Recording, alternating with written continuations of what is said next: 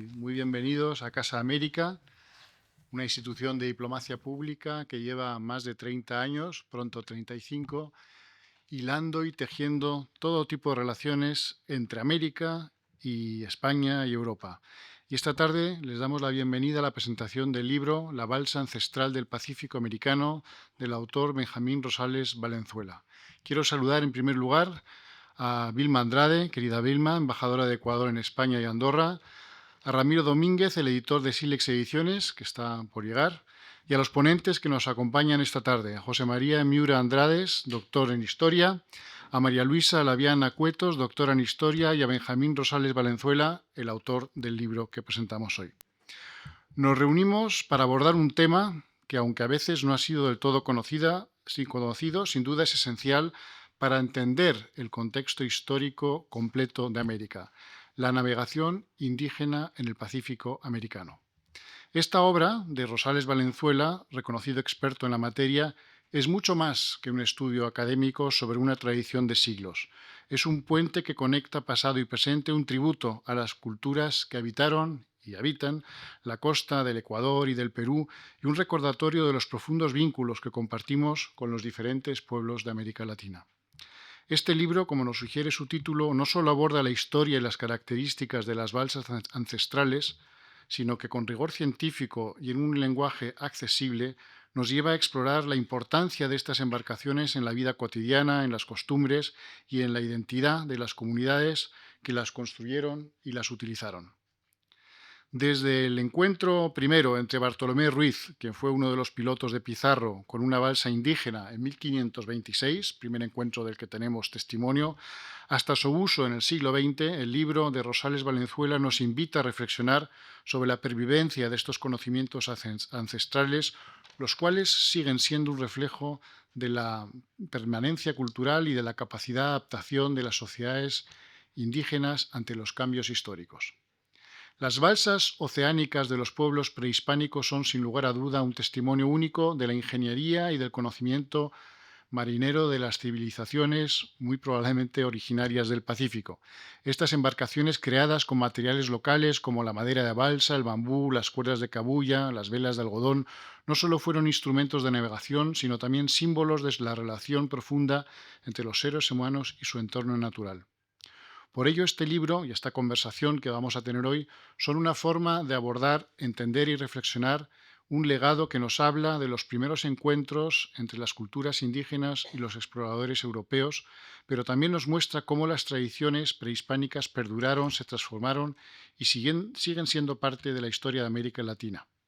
Las conclusiones que aquí posiblemente salgan enriquecerán nuestra comprensión no solo de la historia marítima de la región, sino también de las dinámicas culturales, sociales y políticas que configuran el presente de los países de la cuenca del Pacífico. Y desde luego las balsas también son bastante misteriosas en un sentido más amplio, porque los que hayan leído la novela de Kon-Tiki, la conexión del Pacífico, entre Asia y América, el cuestionamiento de que los primeros asentamientos humanos llegaran a través del estrecho de Bering, cuando hay yacimientos en el sur de los Andes o incluso en el sur de Chile, en Monteverde, yacimientos que tienen muchos más años que los yacimientos de América del Norte, cuestionan pues, las tradiciones o las explicaciones más tradicionales sobre la llegada humana al continente americano. Esta tarde tendremos ocasión de escuchar y reflexionar sobre el contenido del libro y tendremos la oportunidad de admirar una réplica de estas balsas oceánicas, una pieza que se encuentra en un salón anejo y que podremos visitar luego y que desde luego es una belleza como objeto y también por el rigor científico con el que se ha reconstruido. Es un testimonio tangible de lo que hemos leído en este libro y una obra que nos permitirá tocar la historia y conectar de manera sensorial con los elementos que dieron vida a este libro que hoy presentamos. Agradezco una vez más a la embajadora del Ecuador, país con el que me unen muchos cariños, mi primer destino en el exterior, al autor de este libro y a los ponentes y a todos ustedes por visitar una vez más Casa América y les animamos a que sigan nuestra programación. Bienvenidos.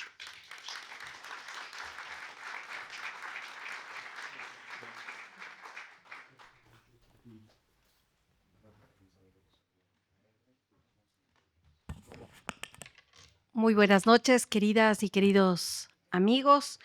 Quiero saludar en primera eh, persona a León de la Torre, director de Casa América y, como él muy bien lo señala, amigo de Ecuador. Doctor Benjamín Rosales Valenzuela, investigador, catedrático y autor de esta maravillosa obra, La Balsa Ancestral del Pacífico Americano. Igual el saludo a los historiadores José María Miura Andrades y a la doctora también en historia María Luisa Laviana.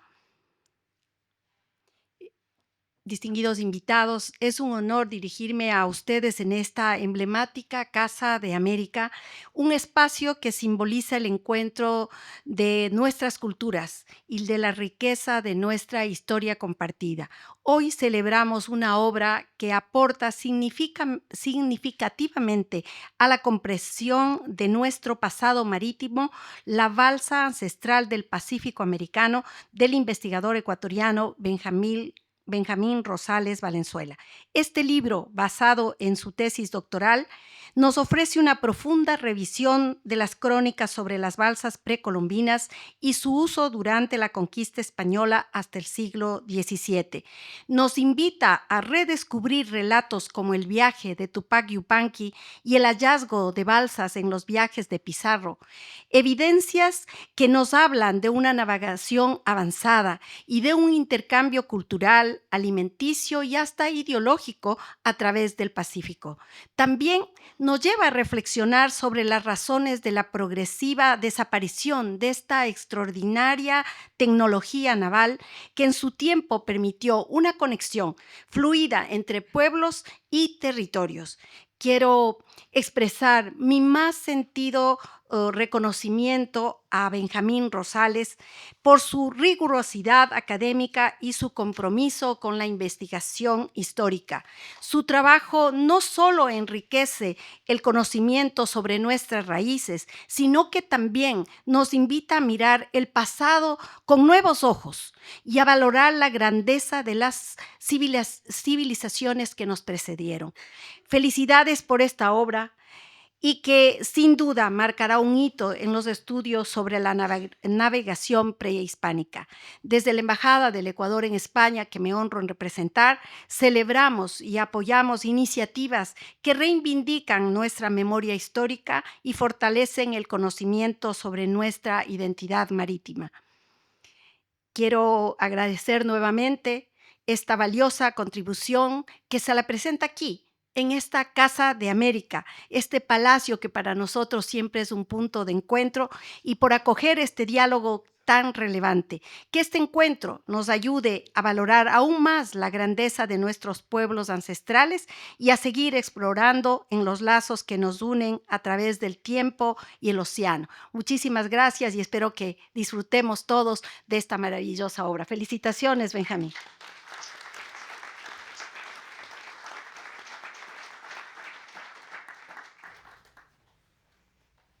Bueno, muy buenas tardes. No sé si se escucha. ¿Sí? Sí. Muy bien. Me voy a presentar. Mi nombre es José María Miura Andrades y para mí es un honor y un placer estar esta tarde aquí con todos ustedes, especialmente con mis amigos y aquellos que a partir de ahora lo serán. O sea que es una cosa importante. A María Luisa la conozco desde hace tanto tiempo que todavía Triana no tenía población. Es decir, era un sitio abandonado y perdido de la mano de Dios. Y a Benjamín, que es al que nos convida aquí a estar hoy, pues lo conocí en las aulas de la Universidad Pablo Olavide, y voy a mentir por primera y no última vez, hace 14 años. Son 13, pero no voy a decir 13, hace 14 años. Así que hace 14 años pues nos conocimos. Y yo creo que la obra que hoy tenemos, el valor que tiene, la fuerza, la potencia, no es entendible sin el personaje. Y me van a permitir ustedes que yo haga una breve semblanza de quién es Benjamín Rosales como investigador. Lo pueden conocer ustedes como padre, como marido, como empresario, como gobernador, como académico, de múltiples maneras. El tiempo que trabajamos juntos, bueno, que él trabajó y yo le acompañaba como director de su tesis, me permite acercarme a esa visión. Esa va a ser mi visión. Cuando nos conocimos, ya él entonces estaba interesado, de hecho fue lo que le llevó a Sevilla en los asuntos de la navegación en el Pacífico ecuatorial y en el uso de unas embarcaciones nacidas, creadas y usadas para resolver los problemas y las necesidades de los habitantes de esa zona, es decir, es un producto autóctono y autárquico, podríamos decir. Para poder demostrar científicamente ese uso ancestral y precolombino, que era la idea que él traía, pues se hacía necesaria propuesta que tuviera un carácter científico. Es decir, no valía simplemente con la suposición, con algún encuentro casual, con algún elemento. Y hacía falta, por tanto, avalar esa propuesta, que era interesante, que era sólida, que era contundente, con datos, metodología y formación. Esos son los elementos que habría que afrontar. Los elementos que permiten aseverar con eso la existencia de la navegación a larga distancia en balsa entre la costa Huancavilca, que es el título que tuvo la tesis doctoral, y Centroamérica. En ese darse cuenta radicó el giro copernicano que hubo que dar a la tesis, porque pasó de ser de un estudio voluntarista, es decir, alguien que quería saber cómo funcionaba la balsa y tenía un enorme interés, a convertirlo en un elemento de profundización científica.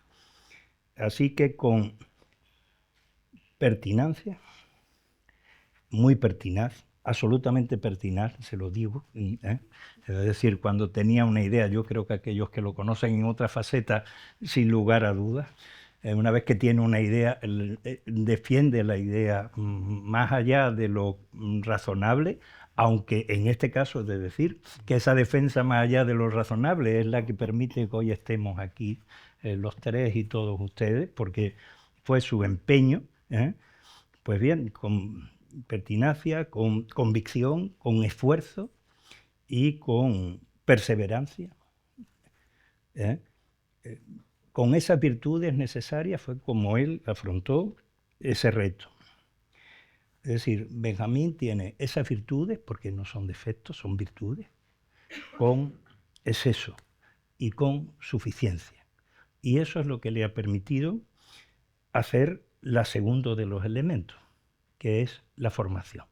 Es decir, tenía la convicción y se dedicó desde el año 12 hasta el año 22, 10 años a una formación. ¿En qué? En las aulas, en la biblioteca, en el campus de la Olavide, en la visita a centros de referencia, a museos, a distintas universidades, a entrevistar y a charlar con científicos de todo tipo y naturaleza, con conservadores y con alumnos, con profesores, es decir, todo le servía, donde se depositaban esos materiales de un pasado oculto a los ojos, no avezados, y sobre todo se dedicó no solo al mundo universitario, no solo al mundo científico, sino a recorrer la costa pacífica. Porque ese recorrer la costa pacífica es el que le permite encontrar los materiales, encontrar las técnicas y encontrar las experiencias. Y fundamentalmente, todo ese esfuerzo yo creo que lo podemos personalizar en un individuo que forma parte del desarrollo del texto, que no es otro que Agustín Pazo Carebalú, que yo creo que es el elemento de unión y conexión entre ese esfuerzo científico para aplicarlo a una realidad que todavía en los años centrales del siglo XX estaba viva y que permanecía en la memoria, en el recuerdo y en la capacidad que tenían todavía los pescadores de San Pablo, o al menos algunos de los pescadores de San Pablo, para salir al mar, a ese océano, y desafiar rutas, lugares y paisajes. Así que solo con eso se puede afrontar un trabajo como el que hoy se les presenta a ustedes, y solo una persona lo podía hacer. O sea que tenemos que estar muy agradecidos a Benjamín, que haya dedicado 10 años de su vida y de la vida de aquellos que le acompañan habitualmente para que hoy podamos presentar un libro. Y me toca iniciar el conversatorio y lo voy a hacer con una pregunta. Sin hacer spoiler, pero ¿de qué va el libro, Benjamín? ¿Cómo lo ubicas? ¿Cómo lo sitúas? ¿Cuántos capítulos tiene? Aquellos que ya lo conocemos y lo sabemos, pero yo creo que quizá me gustaría saber cómo tú te planteaste organizar esos capítulos. Yo tengo mi opinión, también la tengo aquí apuntada, o sea, pero me gustaría que fueras tú el que lo expresara. Bueno, es que habían, digamos, muchas gracias por venir. Un saludo a todos, especialmente al embajador León de la Torre, a la embajadora Vilma Salgado. Para mí es realmente un honor estar aquí en la Casa de América. Es parte del objetivo de mi trabajo, era que se conozca sobre esta embarcación, y creo que esta presencia ahora ayuda a eso y a que podamos conocer que en América hubieron pueblos que fueron navegantes de larga distancia en el mar. Es decir, hace 100 años, hace 110 años, un quiteño, Jacinto Gijón y Caamaño, recorriendo las costas de Ecuador con Max Yull, con Saville, con arqueólogos que comenzaban a buscar las diferentes culturas. Él, al ver los pueblos del Ecuador en la costa y al ver la cultura que todavía tenían del mar y de la navegación, dijo ahí que los pueblos de la costa del Ecuador y del norte del Perú eran como los fenicios de América, es decir, pueblos que miles de años atrás navegaban en el Pacífico y comunicaban las diferentes culturas. En todo caso, pasamos de la tesis doctoral, que era un documento de 800 páginas, un poco más estructurado como una tesis doctoral que habíamos visto para hacer el grado doctoral. Y a mí el día de la tesis, María Luisa Laviana, que estaba en el tribunal, Jeffrey Kilter, que es un profesor de Harvard, que fue profesor en la Pablo de Olavide, y que con él, a través de él, logré poder hacer una pasantía en Dumbarton Oaks, que fue muy importante para yo investigar todas las cosas arqueológicas, casi todas escritas en inglés, y acumularlas para poder concatenarlas y ver el tiempo pasado prehispánico y digamos, de 3000 años atrás, en que hay indicios de esta comunicación entre los pueblos de América del Sur y de Mesoamérica. En todo caso, cuando hubo esta presentación de la tesis doctoral, al final, que me dijeron que estaba muy bien, me calificaron muy bien, pero me dijeron, esto tiene que hacerse libro. Y ahí entonces yo dije, bueno, esto quiere decir volver a trabajar sobre la balsa, y en efecto pues había que poner lo que es una tesis doctoral un poco más estructurada en un libro que sea más amigable para el lector. Y ahí había muchas cosas que relatar, de hecho las rutas, los mares, las corrientes, porque eso es lo que explica todo. Yo realmente mi interés por la balsa, aparte de que yo a los 16 años salió Vital Alzar de una balsa que la vi, que la hizo ahí al pie del Cerro Santana, en el río Guayas. La he visitado, y esta balsa fracasó porque se fue para el norte y se hundió, pero luego hizo 2 viajes más y llegó a Oceanía. Luego había oído las historias de Heyerdahl. Luego vino en el año 86 una historiadora guayaquileña, Jenny Estrada Ruiz, escribió para el Instituto de Historia Marítima la balsa en la navegación ecuatoriana, con las partes históricas de la balsa. Pero me era necesario en un momento dado investigar la parte precolombina, desde cuándo, y esto lo pude hacer, como dije, gracias a Jeffrey Kilter. En el libro entonces había que estructurar esto de las corrientes, cómo se cómo se hizo la balsa. Hay felizmente unos libros de comienzos del siglo pasado de investigadores americanos que recorrieron viendo todas las embarcaciones que habían en América y en América del Sur. Y ahí le da realza la importancia de la balsa al norte. Ahí hay la parte geográfica, de alguna manera, al norte de Manabí, en la provincia de Esmeraldas y en la costa colombiana no se usa la balsa y la madera existe, pero ahí llueve tanto que lo que se usan son embarcaciones de madera dura. Y luego en el sur, en la costa peruana, hay otro tipo de embarcación que son las balsas de Totora. Bueno, toda esa, digamos, información tenía que irse dando al lector. Luego pasamos a la parte histórica de parte precolombina y todos los indicios de comunicación por transferencia de tecnología, primero de cerámica, que hay algunas instancias en donde hay cerámica, por ejemplo, el COE en un sitio llamado Ocos, en Guatemala, encuentra una cerámica muy peculiar. Dice, esto no hay en los sitios de alrededor. Investiga él y ve que en la cultura, en Valdivia Tardío, hace más de 3000 años, había esta cerámica. Entonces, ¿cómo llegó esto acá? Si esta cerámica no está en Panamá, ni en Colombia, ni en el camino. Y comienzan a deducir que esta embarcación que había descrito Jorge Juan y Antonio de Ulloa en el libro del viaje a América Meridional, era la que tenía que haber servido de vínculo, porque era la única embarcación a vela que podía navegar a larga distancia. Hay algunas instancias de transferencia de tecnología cerámica a través de los siglos, pero luego también hay la parte de la tecnología metalúrgica, que es algo que se inventa en Lambayeque en el año 700 de esta era.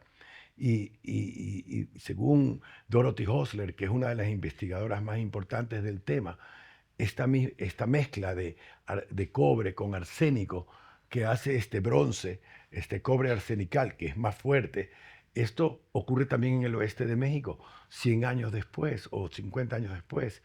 Y como que los arqueólogos dicen que las cosas no se inventan así tan fácilmente en dos sitios, sino que de alguna manera la tecnología para hacer la mezcla, la metalurgia, que lo habían hecho en Lambayeque, en la cultura sicán, llega allá, pero el conocimiento llega a través de alguien, a través de alguna manera.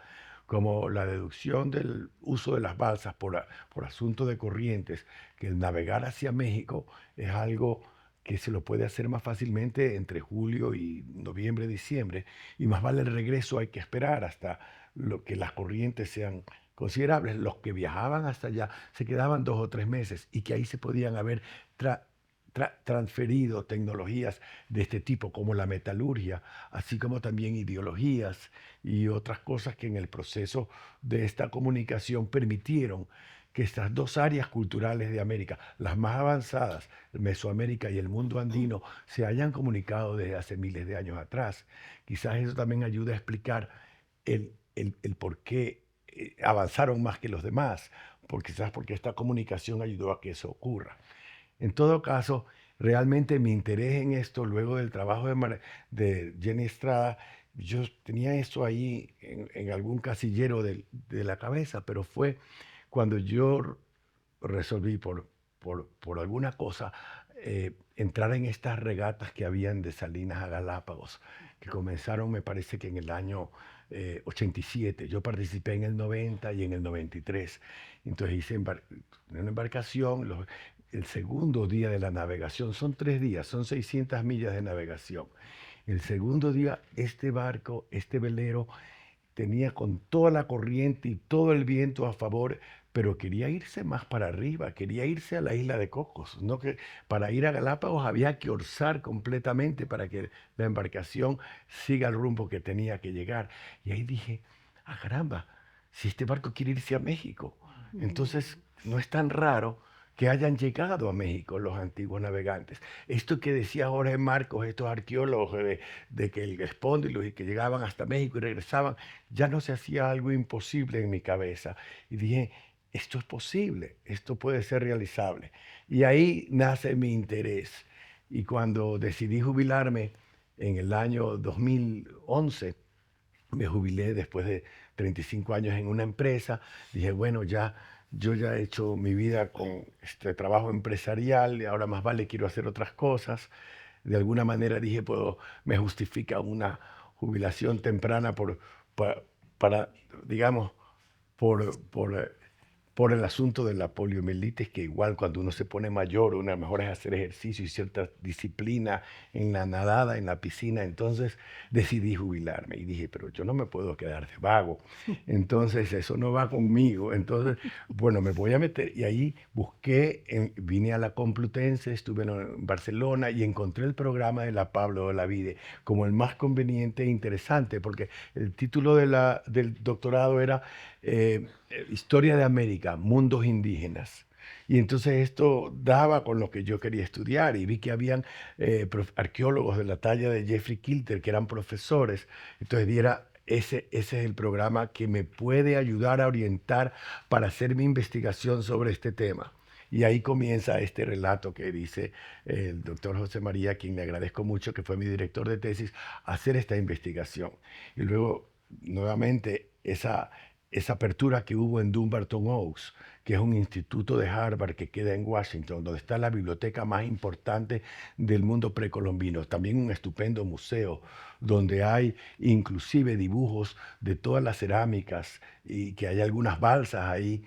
Y entonces esto me permitió, digamos, entrar en esta investigación. Luego, a través de estos años que demoró la investigación, hubo un hecho interesante. Cuando yo regreso en el año 12, digo yo, tiene que haber todavía alguien que haya navegado en balsa, porque dicen que hasta los años 30 llegaban a Guayaquil desde el Perú. Entonces me fui a Puná, en Puná, en la isla Puná, a buscar a las personas mayores de Puná. Hablé con un individuo que me decía, no, mire, ya en el año 30, en el año 20, de aquí se iba en balandra a Guayaquil.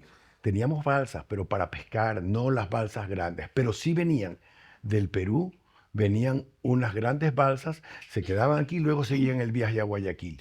Entonces hay que ir a ver al Perú.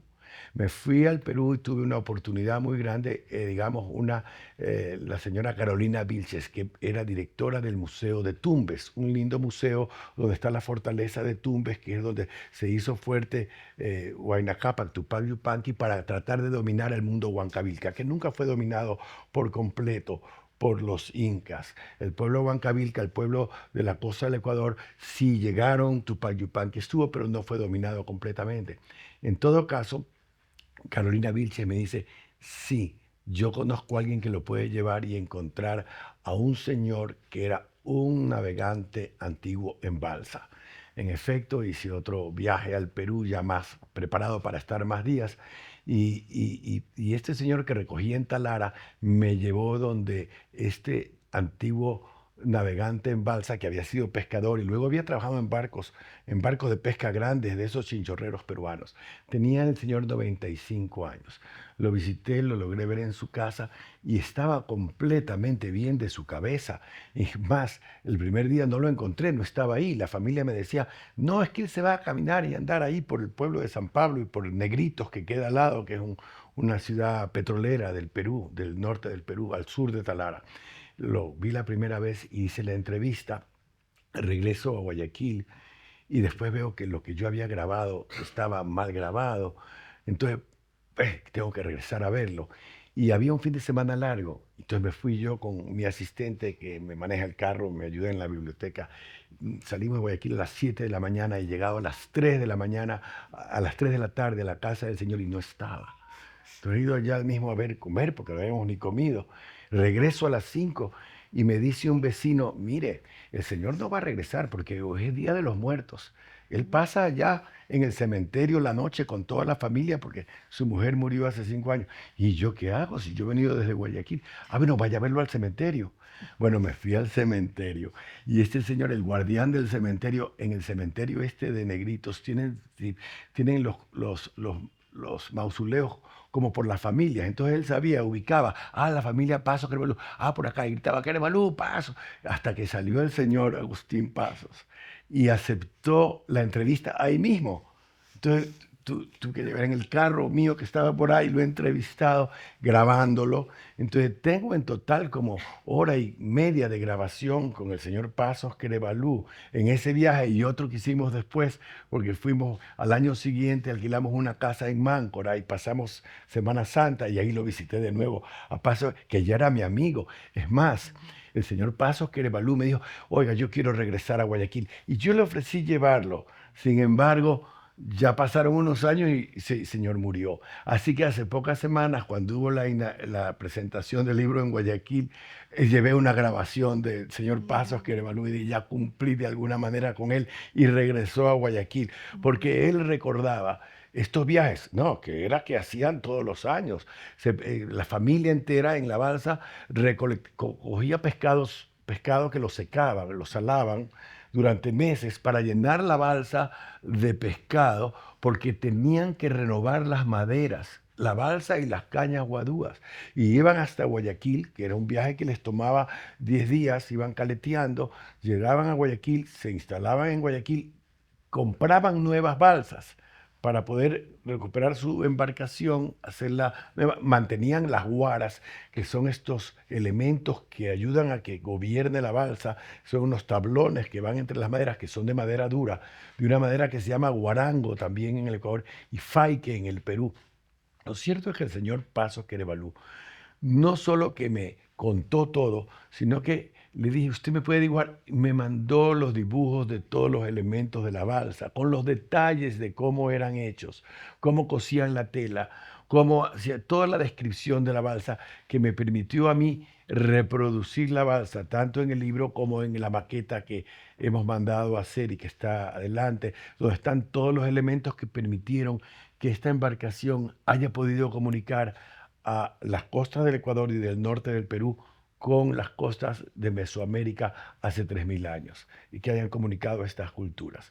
Entonces, ahí es como nace esto, y en la historia, en el libro, vamos avanzando hasta llegar al último capítulo, que es cuando la balsa deja de ser un elemento de navegación, porque vienen los barcos a vapor, las carreteras, los trenes, y la balsa se dejó de utilizar como...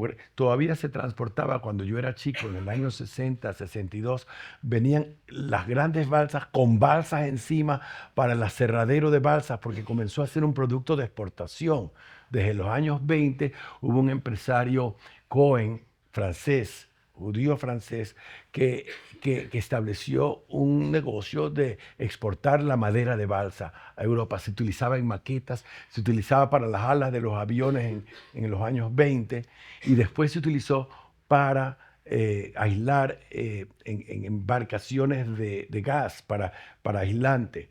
Y actualmente mi investigación lleva a ver, bueno, ahora se exportan en unos años más de $200 millones en madera de balsa, que sale toda de la zona de Quevedo. Ahora hay plantaciones de balsa, porque ya no habían suficiente balsa en los bosques naturales. Desde hace 35 años comenzaron a sembrar bosques. Y ahora resulta que en Manabí, en los ríos, cada agricultor que tiene sus 30 hectáreas tiene 4 o 5 de balsa. Y entonces cosechan una balsa, la madera de balsa crece muy rápido y a los 5 o 6 años está para cosechar. Se corta y se exporta, y el principal uso de la balsa actualmente es para las aspas de los molinos eólicos que se generan electricidad.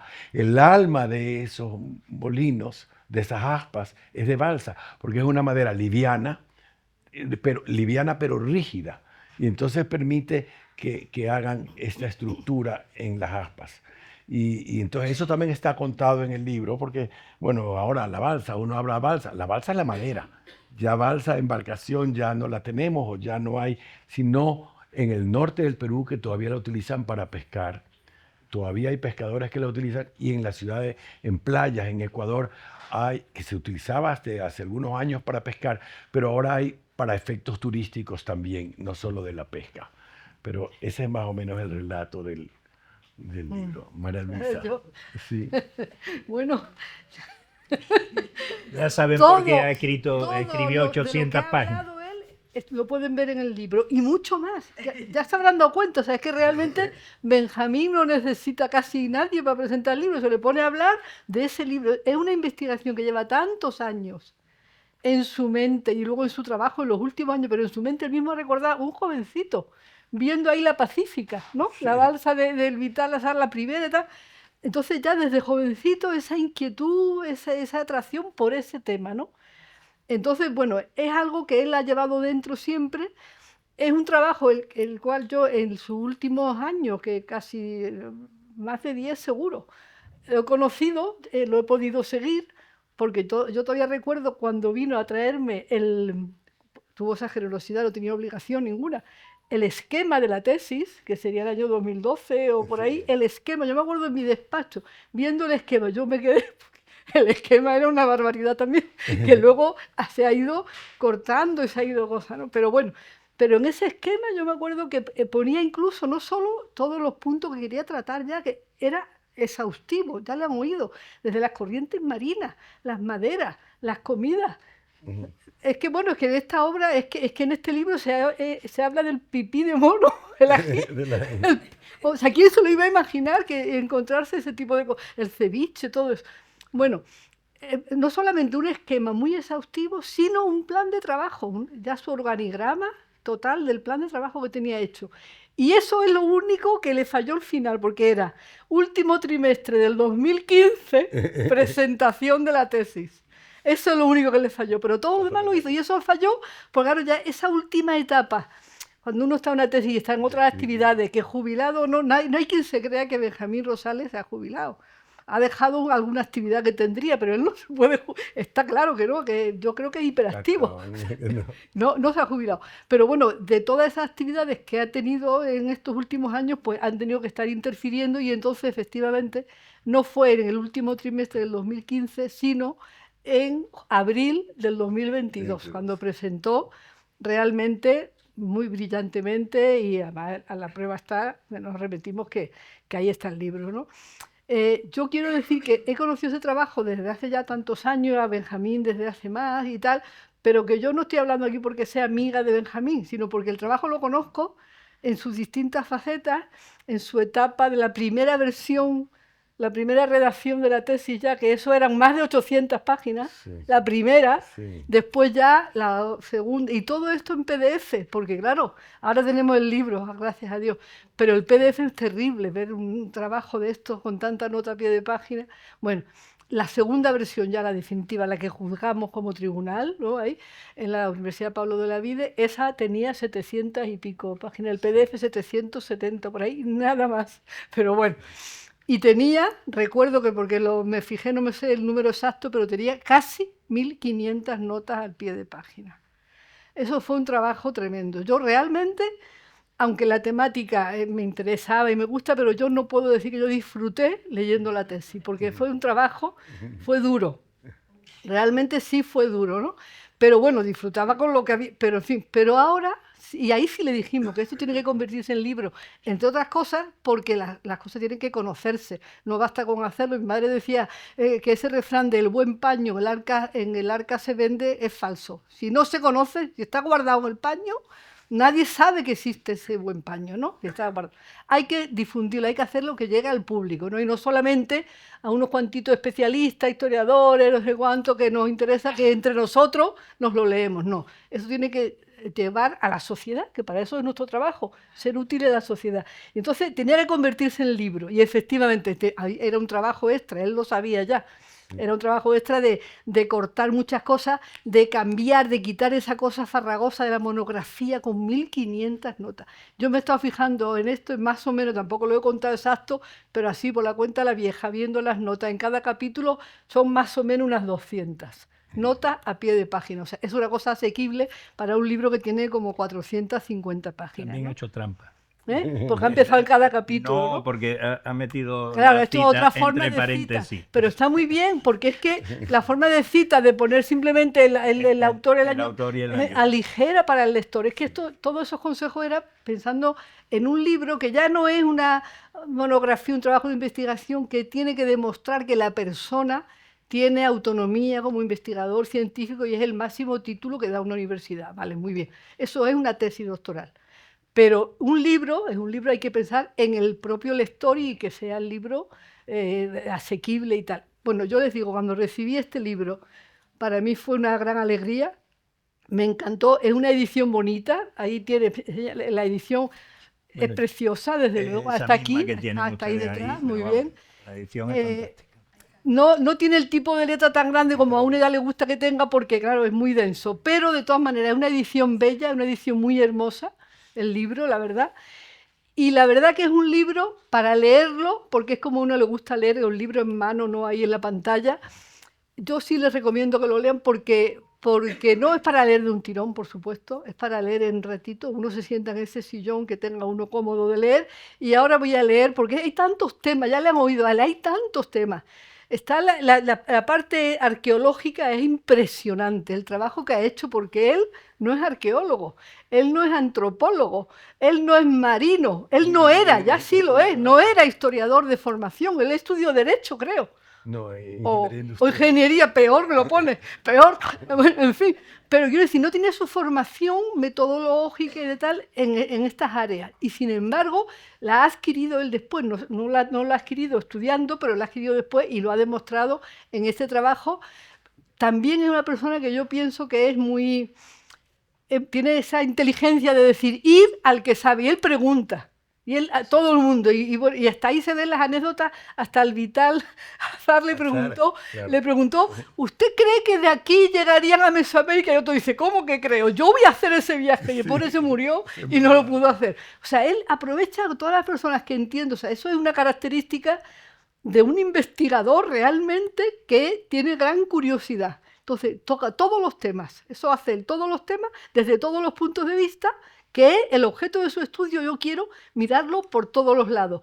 Y luego tiene esa habilidad, tesón, perseverancia, esa pertinencia también, ese, como diríamos, tozudez, diríamos también de no dejar ningún cabo suelto. Y entonces hasta que no da con la... Pues, todo eso se ve en la obra esta, ¿no? Realmente.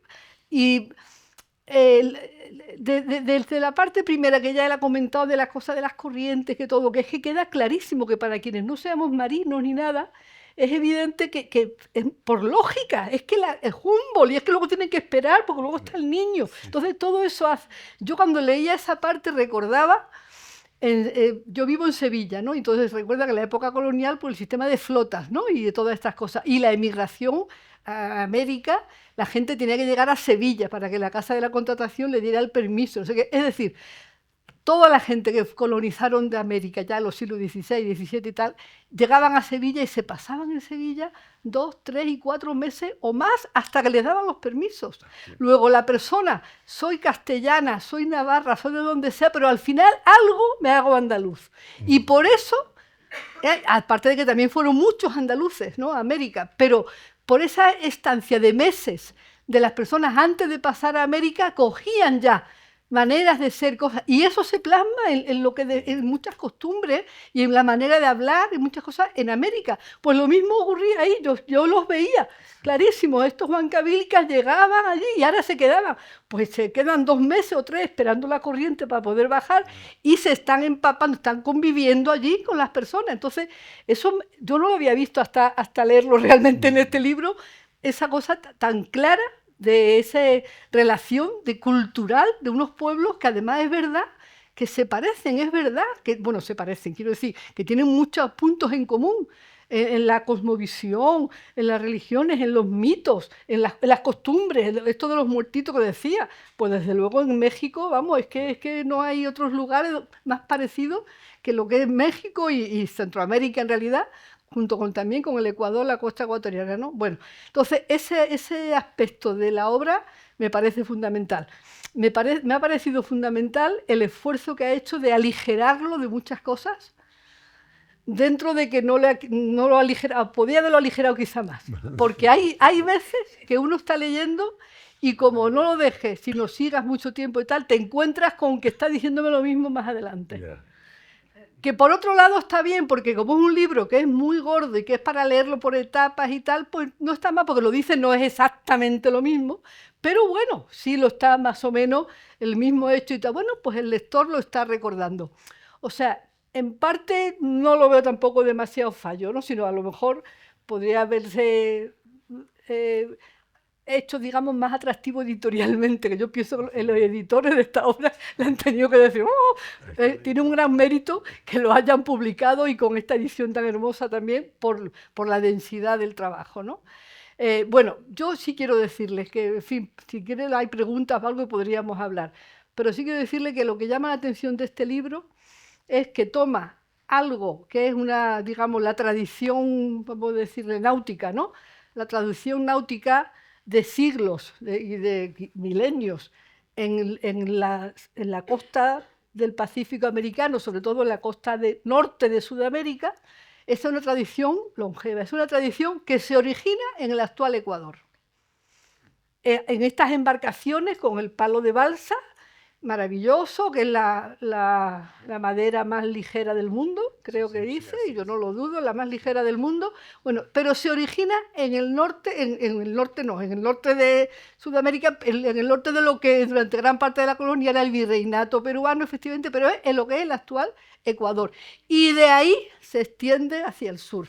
Y de ahí lo toman la cultura chimú, en Lambayeque, todas las culturas. Y los incas, durante todo el periodo incaico se desarrolla muchísimo. Y por eso hay tantísima cerámica, porque claro, el desarrollo de la civilización incaica es importantísimo. Entonces hay seguramente más representaciones de balsas, de estas balsas, en culturas peruanas, que no más cantidad por la gran cantidad que hay de estos restos y tal, ¿no? Bueno, pero yo sí quiero que quede muy claro que se origina en el Ecuador y de ahí se extiende. Y entonces eso sin duda también influye en la simbiosis tan grande, las relaciones tan grandes que perviven hasta ahora, y nos ha hablado de don Agustín y tal, entre lo que es el Perú, el norte del Perú y la costa ecuatoriana, ¿no? Y luego simbólicamente es muy interesante que esto se origina en el Ecuador, pues allá por hará 3.000 años, no sé cuántos años, o 3.000 antes, yo ya me lío con esto de 3.000 antes de Cristo, todos son 5.000, bueno, probablemente sea así, pero bueno, no sé, da igual, pero empieza en la costa del Ecuador 3.000 años atrás o 4.000 años atrás, pero sin embargo, digamos, lo último que ocurre con estas grandes balsas, las mayores y tal, resulta que las últimas se utilizan en el Perú, ya no en el Ecuador. Entonces, simbólicamente como que se ha cerrado. Se origina aquí, pero uno de los hijos, uno de los que adoptaron esta tecnología, que era una tecnología de la cultura huancavilca, de la cultura, las culturas peruanas lo adoptan y ellos lo aprovechan durante más tiempo que en el propio Ecuador, ¿no? Sí. Curiosamente sí. Eso. Y de todas maneras, yo creo que ahora mismo, hoy en día, tanto en playa, como has dicho, como esta cosa turística y tal, como en el propio Perú, en el norte de Perú, y también, yo sé, en otros sitios, la gran balsa oceánica con vela y tal, no, pero balsas hechas con palo de balsa y con tal, se hacen incluso en costas chilenas, sin vela ni nada, pero sí hay balsas de estas de palos, de 3, 4 palos para pescar, pero son solo para pescar. En el norte del Perú todavía sí. En el norte del Perú. Sí. Y no hay en la zona No, yo Chile, con algún colega chileno o algo me hablaba y me decía que, bueno, no sé, yo no soy especialista en esto, pero como que había balsas que todavía hoy en día pescadores en el norte de Chile también había con estas balsas de palos, ¿no? Bueno, esta es una obra que tiene temas de antropología, de arqueología, de etnohistoria, de historia, de economía, de botánica, de tecnología náutica, de tecnología aeronáutica, porque la balsa también para los aviones, eso no lo has dicho antes. Las alas de los aviones, para los modelos, el aeromodelismo. Es decir, o sea, en este libro yo animo a que lo lean tomándolo con tranquilidad, y viendo ahora este capítulo, ahora este otro, así, porque así de un tirón, sinceramente, es mucho, porque van a encontrar cantidad de temas y sobre todo, además, es muy interesante que este libro, que es de larga duración en su mente, muchos años de trabajo, pero es de larga duración en el objeto que ha estudiado porque llega hasta hoy mismo, hasta hoy en día, como él ha recordado ahora, la balsa como importante rubro de exportación hoy en día del Ecuador, y ahí en la tesis está contando de no sé quién y que ha hecho ahora no sé si guayaquileño, un ecuatoriano que ha puesto su empresa ahora en Papúa Nueva Guinea. Sí, señor.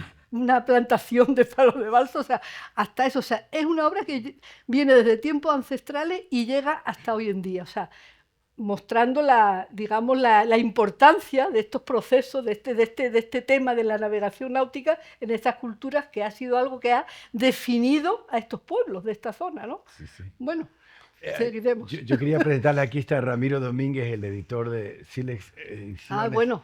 No vengo ni con corbata, ni con... Bueno, no importa, yo tampoco.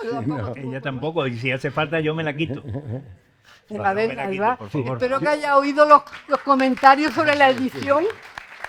¿Qué tal? Sí, yo quería comentar María.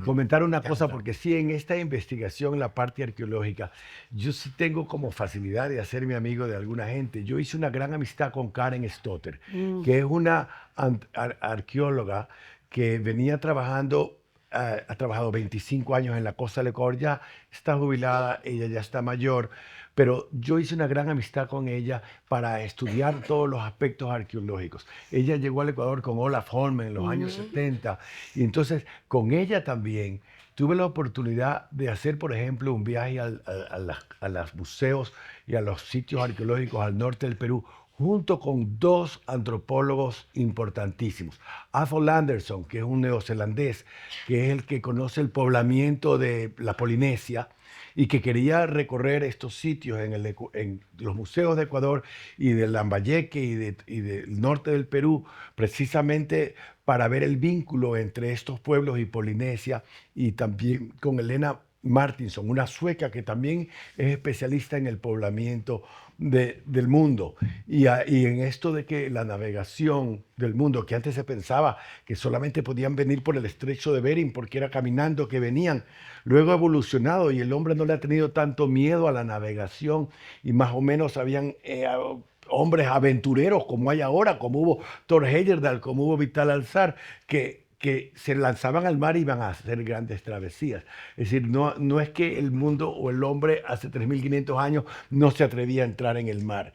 Y entonces, esta oportunidad de la amistad con Geoffrey Kilter, en Dumbarton Oaks estaba también una persona que ya falleció, que es Colin McCowan, que era director de estudios precolombinos de Dumbarton Oaks, donde hice la pasantía de 2 meses. Bueno, me ayudaron a poder, como tú dices, hablar, investigar y con las personas más especialistas en el tema. Alguna vez la visité a Dorothy Hosler en MIT, hicimos cierta amistad y a preguntarle más cosas del libro de ella y poder interactuar con una cantidad de personas, científicos del tema del cacao mismo, porque el cacao resulta que en efecto cuando llegan los españoles conocieron el chocolate, que es en Mesoamérica que el cacao hacen chocolate. Pero ahora los botánicos dicen, no, si el lugar donde hay 120 variedades diferentes de cacaos es en la Amazonía, es en el Alto Amazonas, en el Alto Putumayo y el Napo. Y luego un arqueólogo ecuatoriano, el señor Valdés, ha encontrado en Palora, en el sur del Ecuador, un sitio donde hace 3.500 años, 4.000 años atrás, la pepa de cacao en vasijas. Entonces, si ahí ese cacao se lo pasó a la costa de Ecuador y en el mundo mesoamericano, el cacao se conoce hace 2.500 años. Entonces, hubo antes el cacao, hubo ya el cultivo del cacao en América del Sur, en el oriente ecuatoriano, y esto pasa y seguramente es la balsa la que lo lleva a Mesoamérica. Porque ahí entonces llega la pepa. Para mí la mazorca de cacao era un elemento muy importante porque tiene un mucílago blanco, que es un jugo, una cosa con azúcar que es muy, muy agradable. Nosotros tenemos una finca de cacao hace 20 años y brindamos a todos los visitantes este líquido blanco que se lo toma en la costa del Ecuador, que se lo exprime de la pepa y se hace ese jugo que no le ponemos ningún aditivo, sencillamente lo ponemos en el hielo para que dure unos días, porque se oxida rápidamente. Pero este jugo se conserva dentro de la mazorca perfectamente.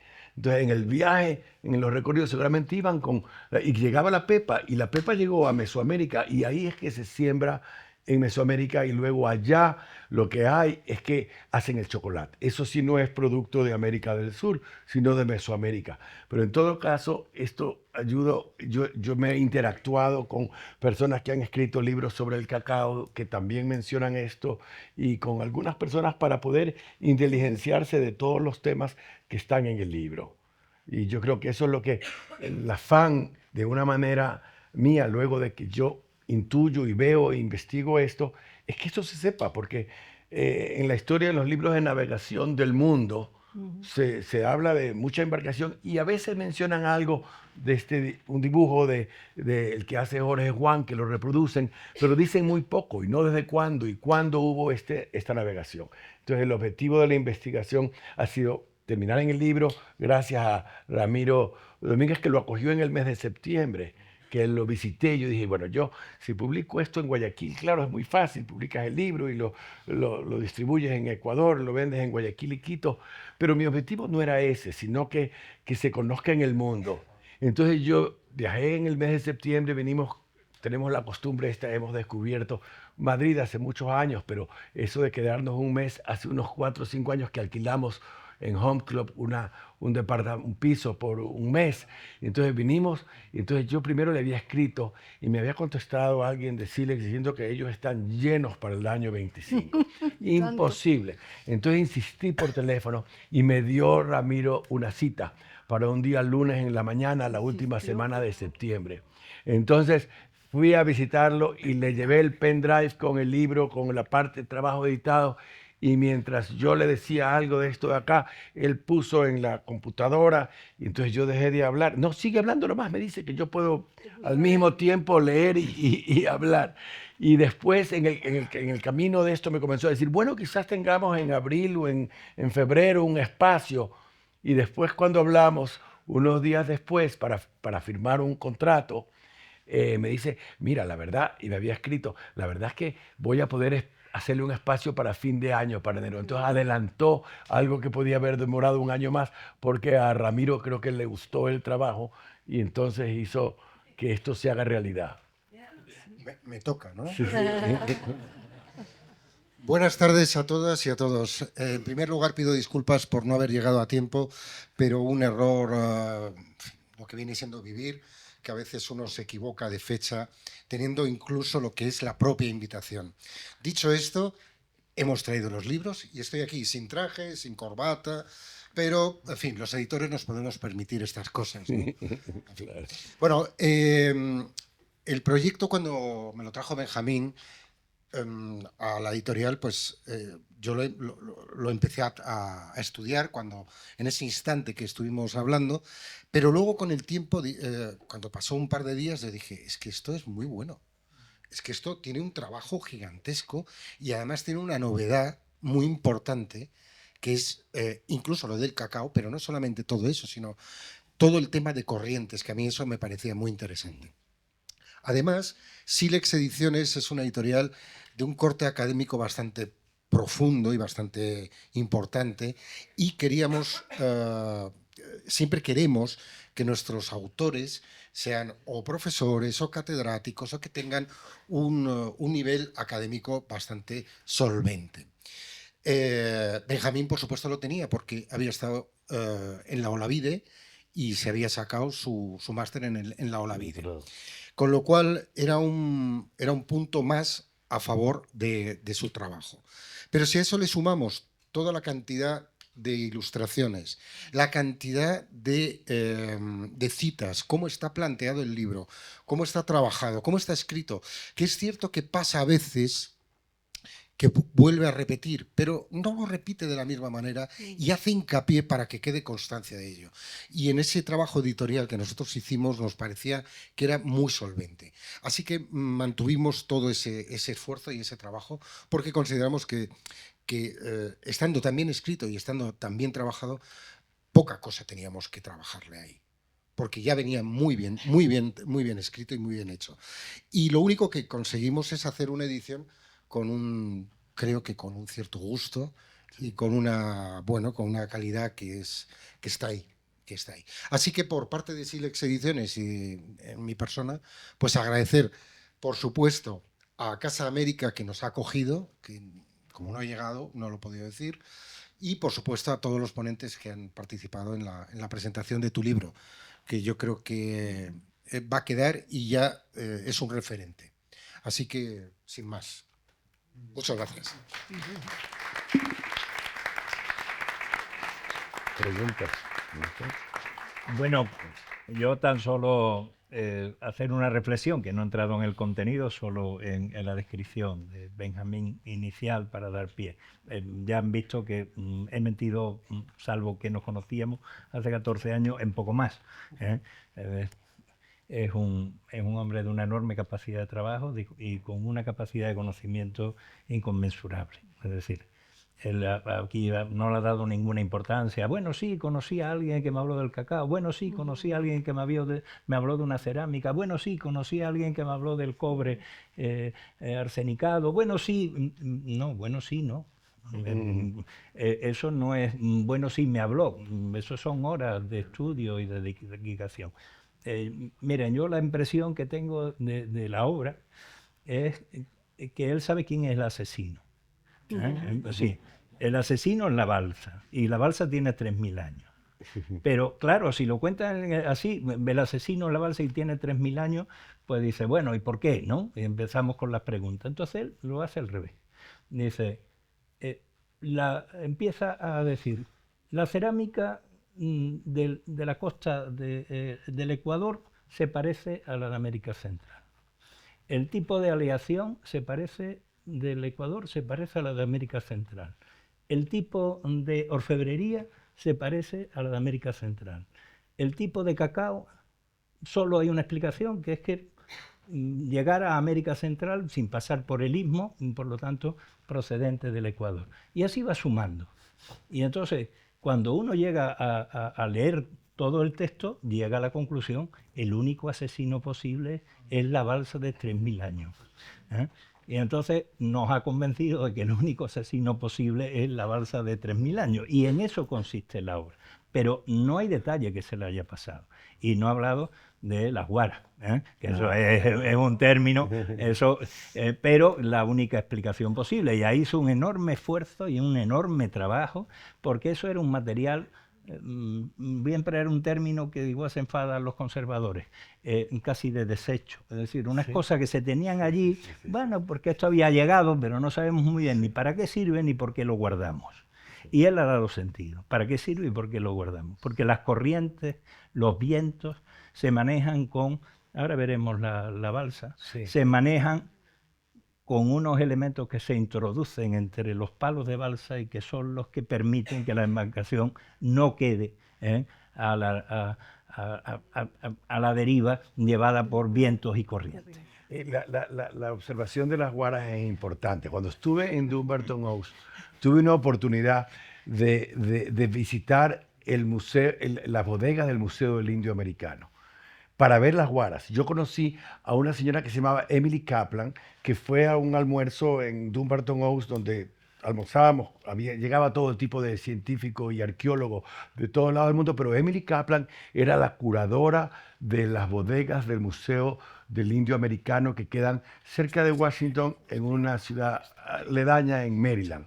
Y entonces le dije yo, Emily, yo sé que en el museo y en la bodega tienen piezas de madera dura que pueden haber sido remos o estas guaras. Entonces ella me mandó una lista de unas 200, 500 piezas de madera y yo escogí 20. Y fuimos ahí, nos dio una cita, fuimos con Colin McCuben, una arqueóloga francesa que estaba allá, y también con un señor arqueólogo americano que creo que tiene que ver con el Departamento de Estado, Harry Island, y nos abrieron, nos tenían estas piezas ahí, y hemos examinado estas guaras hermosas, porque habían todo tipo de guaras, y vimos la madera y el desgaste de las guaras, en donde evidentemente eran algo que habían sido usadas en el mar.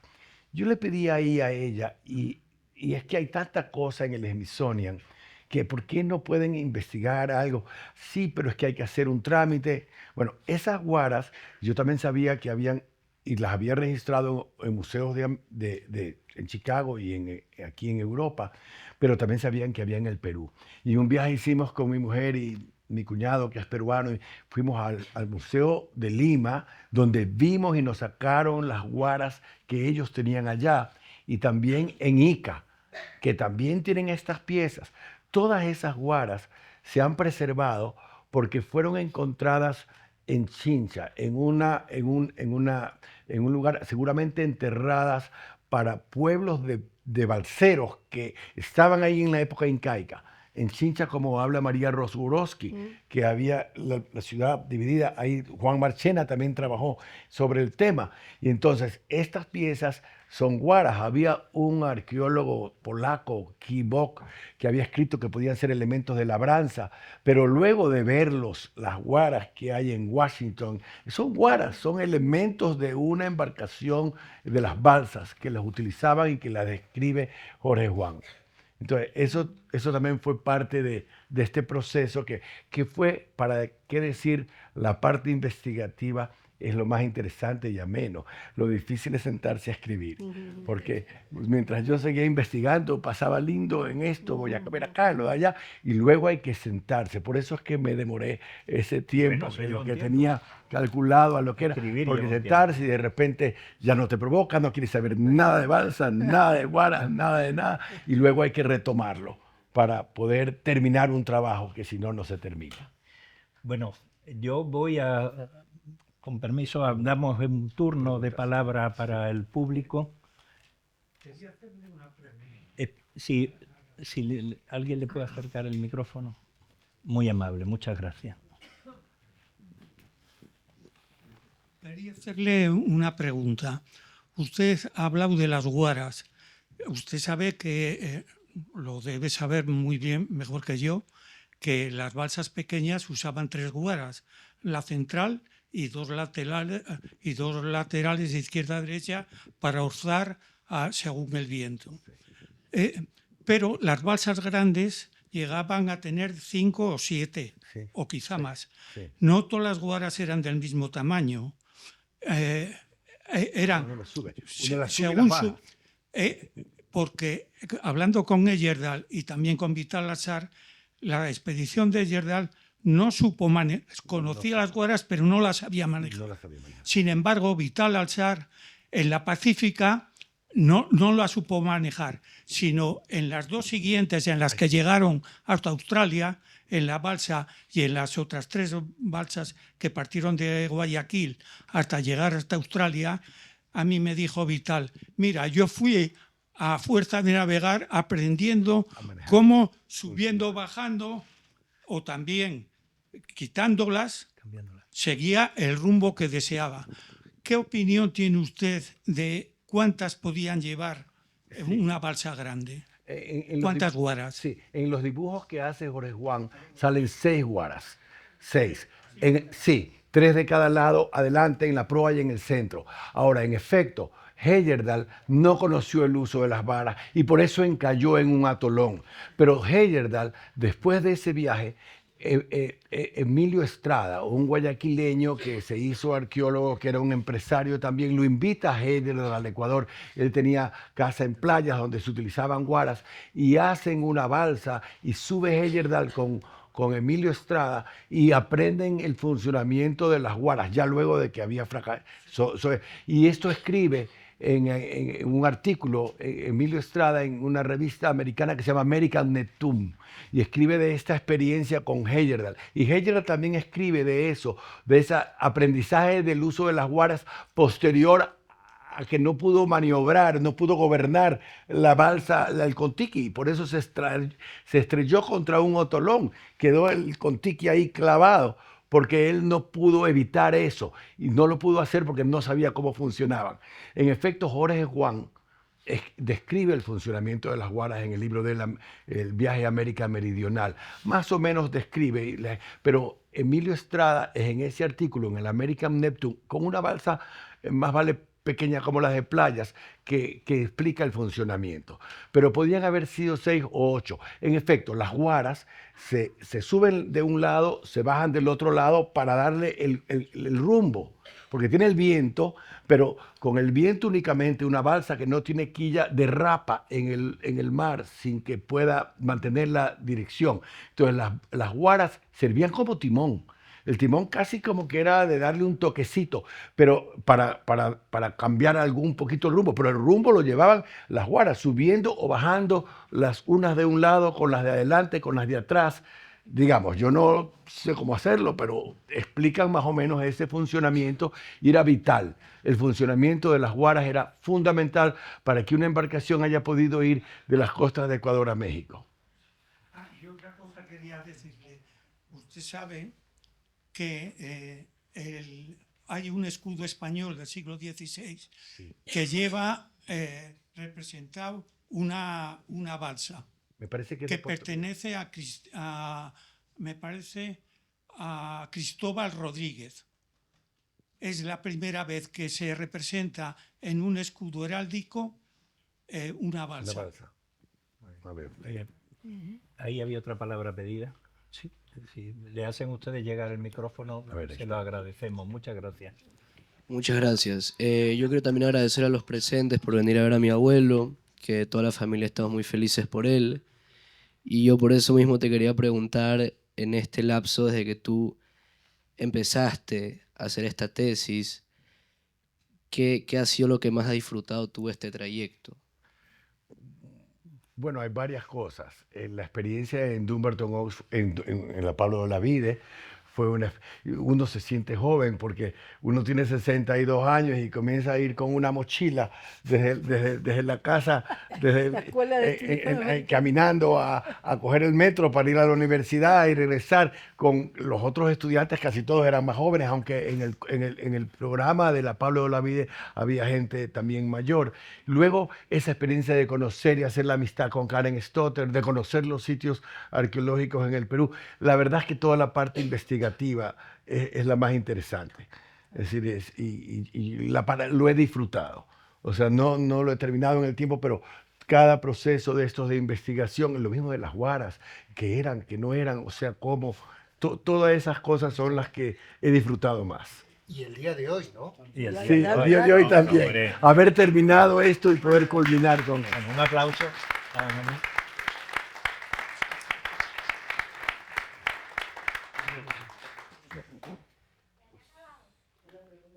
¿Alguna pregunta más o yo creo que ya A ver, no queda nadie más?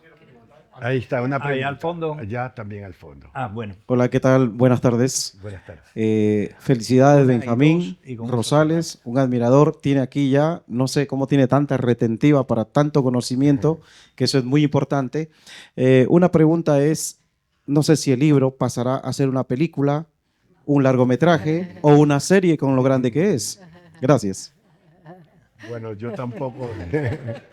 No tomen al pie de la letra lo del asesino en la balsa Cabilca. Yo tampoco sé. Cuando yo hablé con Vital Alzar, que fue a Guayaquil hace unos 7 años, lo invité a mi casa, estuvo ahí, él todavía tenía un espíritu joven, a pesar de que ya era mayor, desafortunadamente murió hace 3 años.